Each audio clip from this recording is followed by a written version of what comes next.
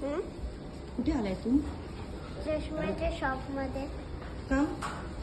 चष्मा घ्यायला बाबासाठी आणि माझ्यासाठी. तुझ्यासाठी पण? कुठला घ्यायचा आहे तुला? तू घालून दाखव. पण तुला माहितीये का ह्या चष्म्यांना नंबर लागतो? नंबर डोळ्यांचा आहे माझा. काय नंबर? हा, रोल नंबर आहे माझा 19.